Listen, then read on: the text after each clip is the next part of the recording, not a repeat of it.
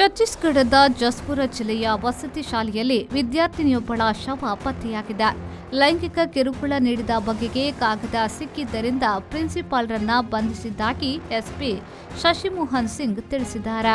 9ನೇ ತರಗತಿಯ 15ರ ಪ್ರಾಯದ ವಸತಿ ಶಾಲೆಯ ವಿದ್ಯಾರ್ಥಿನಿ ಕೋಣೆಯ ಫ್ಯಾನ್ಗೆ ಬಟ್ಟೆಯಿಂದ ನೇಣು ಹಾಕಿಕೊಂಡು ಮರಣ ಕಂಡಿದ್ದಾಳೆ. ಛತ್ತೀಸ್ಗಢದ ಜಸ್ಪುರ ಜಿಲ್ಲಾ ವಸತಿ ಶಾಲೆಯಲ್ಲಿ ಈ ದುರ್ಘಟನೆ ನಡೆದಿದೆ. ಸ್ಥಳಕ್ಕೆ ಬಂದ ಪೊಲೀಸರಿಗೆ ಸನಿಹದಲ್ಲಿ ವಿದ್ಯಾರ್ಥಿನಿ ಬರೆದ ಕಾಗದ ಪತ್ತೆಯಾಗಿದೆ.